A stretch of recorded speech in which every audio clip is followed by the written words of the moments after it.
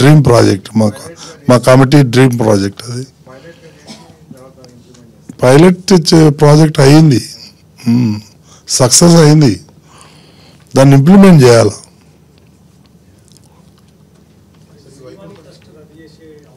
ఏమండి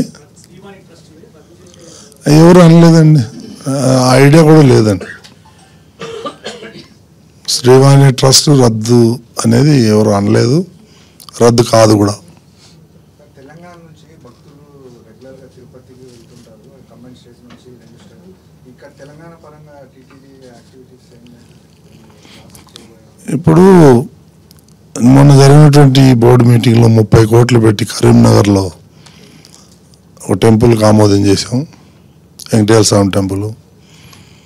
అదేవిధంగా 4.5 కోట్లతో దుబ్బాకలో ఒక టెంపుల్కి ప్రపోజల్ శాంక్షన్ చేసాం. ఇక లూప్ లైన్లో మంతని ఒకటి, ఖమ్మం ఒకటి, సిద్దిపేట ఒకటి, ఇవన్నీ కూడా ఉన్నాయి. 1 by 1 చేస్తామండి టెంపుల్స్.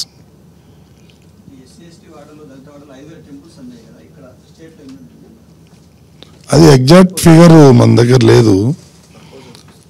ప్రపోజల్ పెట్టి వచ్చిన వాళ్ళని అడిగిన వాళ్ళకి ఇవ్వాలా అనేది మా ఉద్దేశం.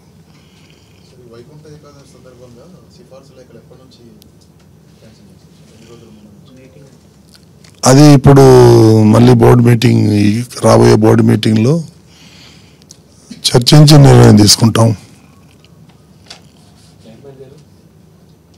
స్వామివారి దర్శనం సామాన్య ప్రజలకి చాలా ఇబ్బందికరంగా ఉంటుంది. వాళ్ళకి టోకెన్స్ ఎక్కడ దొరుకుతాయి, టికెట్లు ఎక్కడ దొరుకుతాయి అనేది చాలా. అలాంటిది ఏం లేదండి, అలాంటిది ఏం లేదు. మేముండి మీడియాలో మా దర్శనం అవ్వడానికి 1 year నుంచి వెయిట్ చేస్తున్నాం. ఇప్పుడు ఆన్లైన్లో చేసుకోవచ్చు. ఆన్లైన్ కూడా అవ్వట్లేదు, అది ఎక్కడ అవుతుంది. ఇప్పుడు ఒక అతను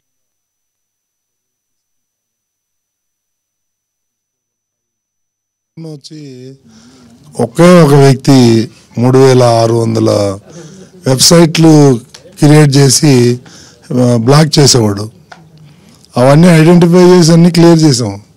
ఆ పరిస్థితి ఇప్పుడు లేదు, ఇప్పుడు బాగానే దొరుకుతున్నాయి.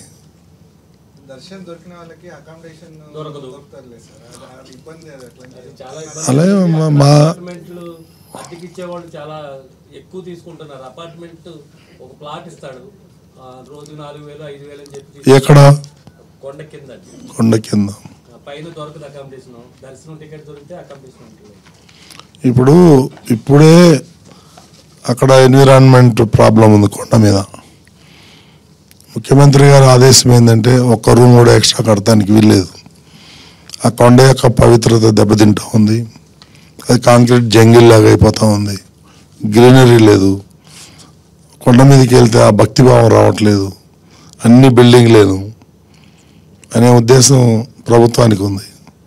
దాన్ని మనం ఏం చేయలేము. అభ్యర్థన సార్, మీడియా నుంచి చైర్మన్ గా మీరు ఉన్నారు, మీడియా పర్సన్స్ కూడా ఏమన్నా దర్శనం అవైలబుల్ సాధ్యమైనంత వరకు ఇస్తున్నామండి, అట్లేం లేదు. అక్రిడేషన్ ఉన్న కార్డు, ఇంతకుముందు అక్రిడేషన్ చూపిస్తే రూమ్ అది అలాట్ చేసేవారండి పైన, ఇప్పుడు అది కూడా పోయింది.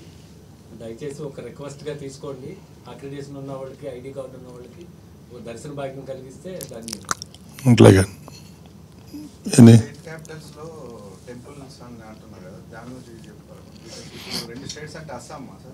అవును, అస్సాంలో 10 ఎకరాలు ఇచ్చారండి, మొన్ననే శాంక్షన్ అయింది గౌహతిలో. సో చాలా అద్భుతమైనటువంటి ప్రదేశం ఇచ్చారు అక్కడ. ఇంకోటి ముంబై అండి, నవీ ముంబైలో కడుతున్నాం. ఏమండి ముంబైలో 3.5-4 ఎకరాలు, ఎక్స్పెన్సివ్ ల్యాండ్ కదా.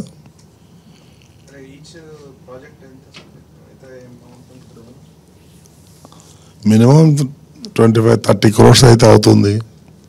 నవీ ముంబైలో ఇంకా ఎక్కువ అవుతా ఉంది.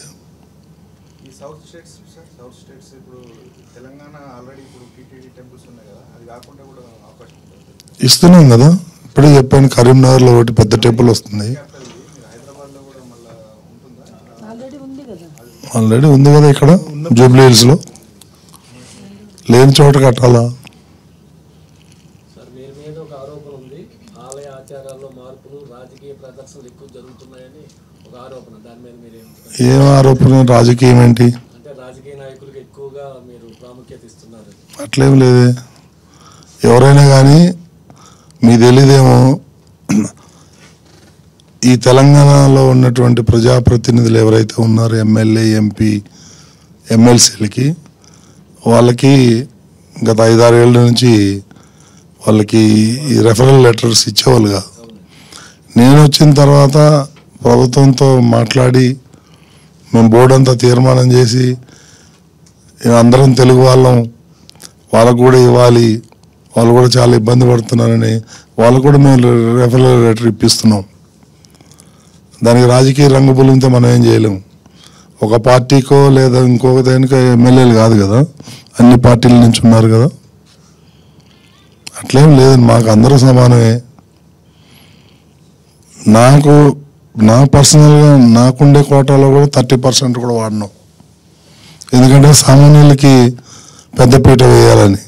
మీరు కనుక్కోండి.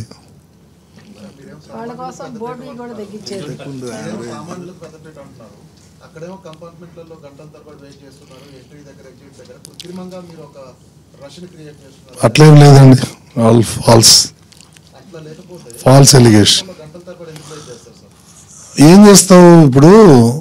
70,000 75,000 ఈరోజు కెపాసిటీ. 1.5 లక్షలు వస్తే ఏం చేస్తావు? You cannot stop. నువ్వు రావద్దంటానికి లేదు, కొండ మీదకి రావద్దంటానికి ఎవరికి రైట్ లేదు. వాళ్ళు వస్తారు, వచ్చినప్పుడు మళ్ళీ వెయిట్ చేయాలి, తప్పదు. మేము అక్కడ డిస్ప్లే చేస్తాము, మీరు ఈరోజు ఇక్కడికి వస్తే ఇన్ని గంటలు పడుతుందని. దానికి ఇష్టం ఉన్న వాళ్ళే ఉంటారు, ఇష్టం లేని పోతారు. ఇష్టం లేని వాళ్ళు వెళ్తారు. అంటే మీరేమో 24 గంటల తర్వాత రూమ్ వేకేట్ చేయాలని ఒక నిబంధన పెట్టారు కదా, అది దానికి సంబంధించిన వాళ్ళు. మరి మీరు 24 గంటల తర్వాత అది రెండో రోజుకి ఎక్స్టెన్షన్ కూడా చేస్తున్నారు. ఒకటి కానీ ఎక్స్టెన్షన్ చేయాలంటే సంబంధిత పర్సన్ ఉండాలి కదా. సంబంధిత పర్సన్ లేకుండా రూమ్ తీసుకొని కనుక ఇస్తే వారం రోజులు కూడా లాక్ వేసుకొని పోయిండు అనుకో. అట్లా దర్శనానికి వెళ్ళేటప్పుడు అయితే వెళ్ళే వ్యక్తే కదా అక్కడికి. చిన్న సబ్మిషన్ ఏంటంటే 2023 వరకు యావరేజ్గా రోజు 23,000 మంది మాత్రమే వచ్చేది కొండకు. 2023 వరకు దాదాపు యావరేజ్లో 23,000 30,000 దాటకపోయింది.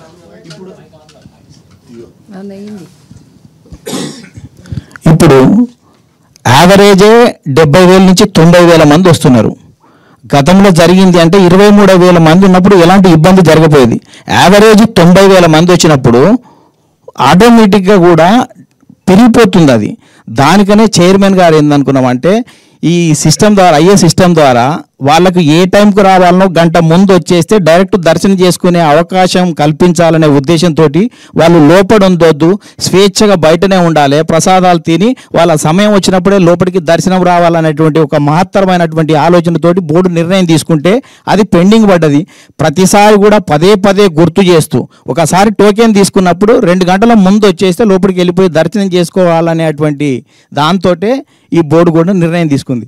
రెండోది దర్శనాలకు సంబంధించింది గతంలో ఏ బోర్డు కూడా లేనన్ని కోట మేము తగ్గించుకున్నాం. ఎందుకంటే జనం పెరిగారు కాబట్టి. గతంలో సిఫారసు లేఖలు బోర్డు మెంబర్కి 6 ఉండే, 300 100 ఉండే. ఇవాళ బోర్డు మెంబర్కి యావరేజ్ రోజు 2 లీటర్లు, 300 కూడా 2 లీటర్లు వచ్చేటువంటి పరిస్థితి. బోర్డు మెంబర్స్ కోటానే 80% తగ్గించుకోవడానికి కారణం చైర్మన్ గారి ఆధ్వర్యంలో భక్తులకు పెద్దపీట వేయాలనేటువంటి ఆలోచనతోటి వారి ప్రతి నిర్ణయం కూడా అనునిత్యం వీళ్ళ కోసం